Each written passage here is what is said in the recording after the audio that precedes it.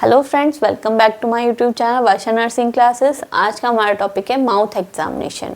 Mouth examination में क्या देखेंगे, जो न्यूबॉर्न बच्चा होता है, जो नवजात शिशु होता है, उसमें आपने देखा होगा जो उसका होंठ है वो कटा हुआ होता है।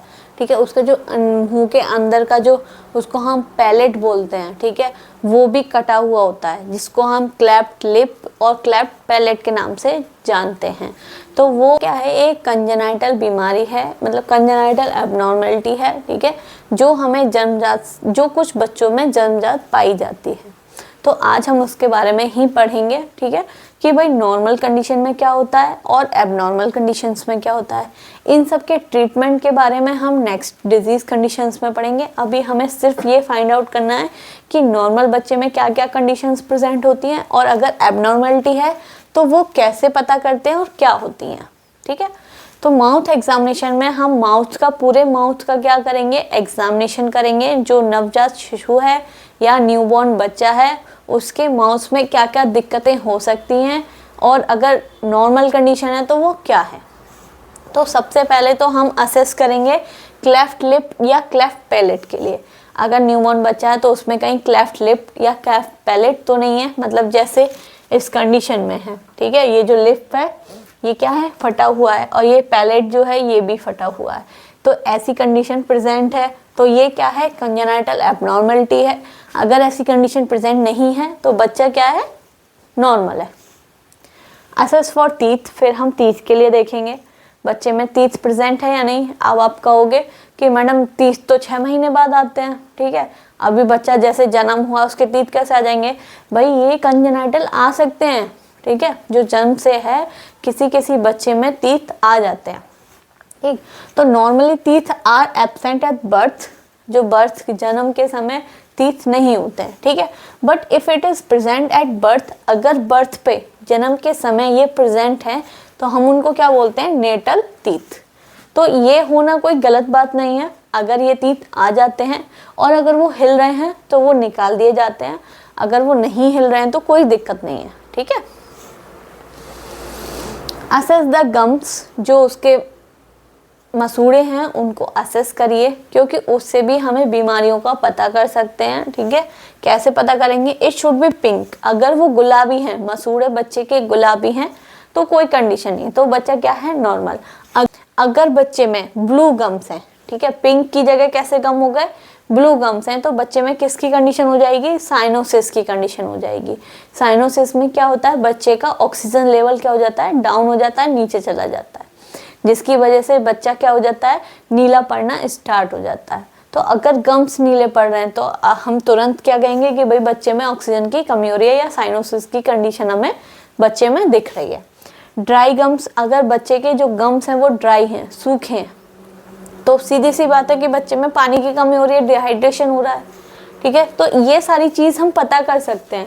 कैसे, जब तक हम बच्चे को एग्जामिन नहीं करेंगे, ठीक है, जब तक हमें पता नहीं चलेगी बच्चे के बारे में। आपने देखा होगा जो न्यूबॉर्न बच्चा है उसके कभी कभी सफ़ेद सफ़ेद से दाने हो जाते हैं। ठीक है, वो जो दाने हैं वो 2 तरीके के होते हैं, एक उसको हम बोलते हैं एब्स्टीन पर्ल, एक होता है ओरल थ्रस। तो हम दोनों में समझेंगे कि दोनों में क्या अंतर है, कैसे अंतर है, उसका क्या ट्रीटमेंट है, या ये अपने आप सही हो जाते हैं। ठीक है, तो वो चीज़ देखते हैं। सबसे पहले हम बात करेंगे एब्स्टीन पर्ल्स के बारे में। ये क्या होते हैं, are white patches appears on the tongue, gum and buccal mucosa. ये कैसे होते हैं, सफ़ेद दाने नुमा होते हैं। कहाँ कहाँ होते हैं, जीभ पर पाए जाते हैं, देखिए इस तरीके से। ठीक है, जीभ पे, गम्स पे, बक्कल म्यूकोसा पे पाए जाते हैं। ठीक है, इट इज सुपरफिशियल पैचेस। ये क्या होता है, सुपरफिशियल मतलब ऊपर ऊपर की लेयर पे होता है, डीप नहीं होते ज़्यादा। It develops during normal development, ये कोई एबनॉर्मलिटी नहीं है, ये नॉर्मल डेवलपमेंट प्रोसेस है। ठीक है, इसमें घबराने वाली कोई बात नहीं कि अरे वाइट पैच हो जाए, तो ये नॉर्मल कंडीशन है। The treatment is not required if it is self resolving, इसके लिए कोई ट्रीटमेंट की ज़रूरत नहीं है, कोई दवाई गोली की ज़रूरत नहीं है, ये अपने आप टाइम के साथ सही हो जाएगा। ठीक है, किसके बारे में बात कर रहे हैं हम, एब्स्टीन पर्ल के बारे में। नेक्स्ट है हमारा ओरल थ्रस। ओरल थ्रस क्या है, एक फंगल इन्फेक्शन है। ठीक है, क्या है, oral thrush is a fungal infection caused by Candida albicans. Candida albicans क्या है, एक फंगल है। ठीक है, जिससे फंगल इन्फेक्शन कॉज होता है बच्चे के माउथ में। इसमें भी सेम क्या कंडीशन दिखती है, हमें पैचेस ही दिखेंगे, दाने ही दिखेंगे। जैसे कि हमें एब्स्टीन पर्ल में दिख रहे थे, ऐसे ही इसमें भी दाने ही दिखेंगे, वाइट कलर के ही दिखेंगे। और कहाँ कहाँ दिखेंगे, सेम वहीं पे, टंग पे, गम्स पे, बक्कल म्यूकोसा पे, ठीक है। अब नेक्स्ट आ जाते हैं कि भाई फंगल इन्फेक्शन कैसे। It is an opportunistic infection in this condition white patches appear। ये कैसा है, opportunistic infection है। opportunistic infection कौन सा होता है, जब बच्चे की इम्यूनिटी वीक होती है, ठीक है। तो उसमें क्या होता है, बहुत सारे इन्फेक्शंस बच्चे में एंटर होने की कोशिश करते हैं, क्योंकि बच्चे की इम्यूनिटी तो पहले से ही लो है, वीक है, तो बच्चे में बहुत सारे इन्फेक्शंस लगने के बहुत ज़्यादा चांस होते हैं। इसीलिए जब बच्चे का जन्म होता है तो हम क्या करते हैं कि पेशेंट्स और पेशेंट के रिलेटिव्स को हम समझाते हैं, उनको एजुकेशन देते हैं कि भाई बच्चे को गंदे हाथों से टच मत करना, ठीक है, अलग अलग हाथों से टच मत करो, बच्चे को हाथ धो तब बच्चे को टच करो, क्योंकि अभी बच्चे की क्या है, इम्यूनिटी बहुत वीक है।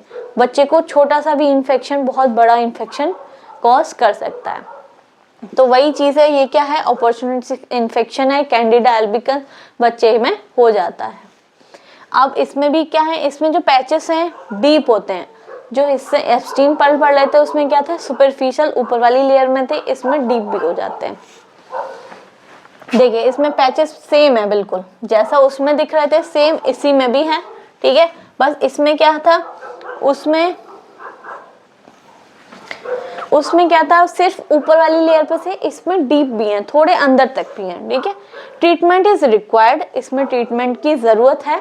Specific the anti fungal therapy should be provided. इसमें जब भाई फंगल इन्फेक्शन है तो बचने के लिए क्या देंगे हम, एंटी फंगल, ठीक है। फंगल इन्फेक्शन है तो उससे बचने के लिए हम क्या देंगे, एंटी फंगल थेरेपी, ठीक। अब आप ये सोच रहे होंगे भाई दोनों में ही वाइट पैचेस बन रहे हैं, टंग पे बनना है, गम पे बनना है, बक्कल म्यूकोसा पे बनना है, तो हमें कैसे पता चलेगा कि कौन से का ट्रीटमेंट लेना है और कौन से का नहीं लेना है। भाई वो तो टेस्ट करेंगे जब भी तो पता चलेगा, या फिर डॉक्टर को पता हमें कैसे पता चलेगा, हम कैसे पता कर पाएंगे कि भाई ये एब्स्टीन पर्ल है और ये ओरल थ्रस है, इसमें हमें ज़रूरत है ट्रीटमेंट की, इसमें नहीं है। तो इसके लिए भी हमारे पास है कि हम कैसे डिफरेंशिएट करेंगे। तो हमें क्या करना है, हमारी अपनी उंगली पे हमें क्या करना है, स्टेराइल गॉज, ठीक है। गॉज क्या होता है, बैंडेज के हम गॉज बनाते हैं हॉस्पिटल्स में, ठीक है। उस पट्टी को हमें अपनी फिंगर पे लपेटना है, ठीक है, वो स्टेराइल होनी चाहिए, उस पे लपेटना है और हमें बच्चे के माउथ में उस जो पैचेस बने हुए हैं, दाने बने हुए हैं, उनको रब करना है। अगर वो हट जाते हैं तो एब्स्टीन पर्ल है, अगर वो हटते नहीं हैं, डीप वाले हैं, ठीक है, तो उनसे क्या होगा, ब्लीडिंग स्टार्ट होगी, वो हटेंगे नहीं, तो मतलब वो फंगल इन्फेक्शन है, ठीक है। तो उसकी हमें ज़रूरत है। तो देखिए, take sterile gauze piece and wrap it over the finger, then rub on the white patches. अपनी उंगली पर स्टेराइल गॉज को रब करो, ठीक है, रैप करो, सॉरी, फिर फिंगर को कहाँ करो, रब करो वाइट पैचेस पे, ठीक है।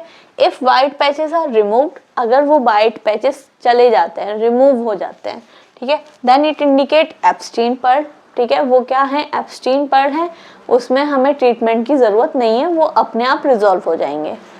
If white patches are not removed, अगर हम स्टेराइल गॉज से कर रहे हैं, फिंगर हमने रब की, फिर भी वो वाइट पैचेस नहीं जा रहे हैं, ठीक है, then it indicate oral thrush. किसको इंडिकेट करते हैं कि भाई ये ओरल थ्रश है, फंगल इन्फेक्शन है, and also cause bleeding and pen.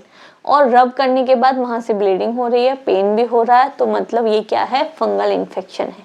तो इसकी हमें ट्रीटमेंट की ज़रूरत है, एंटी फंगल थेरेपी चलाने की ज़रूरत है। और ठीक है, माउथ में क्या क्या इन्फेक्शन हो सकते हैं, ठीक है, क्या क्या नहीं हो सकते हैं, कैसे हम उन इन्फेक्शन को बचा सकते हैं या फिर वो अपने आप रिजॉल्व हो सकते हैं, किस का हमें ट्रीटमेंट लेना चाहिए, किस टाइम पे हमें डॉक्टर के पास जाना चाहिए, वो सारी चीज़ हमने इस वीडियो में बताई है। अगर आपको मेरी ये जानकारी अच्छी लगी हो तो वीडियो को लाइक करें, चैनल को सब्सक्राइब करें। अगर आप चाहते हैं कि ऐसी ही जानकारी की वीडियो आपको मिलती रहे, चैनल के बेल आइकन को हिट करिए, जिससे कि मेरी जो भी नेक्स्ट वीडियोस आएगी उसका नोटिफिकेशन आपके पास आ जाएगा।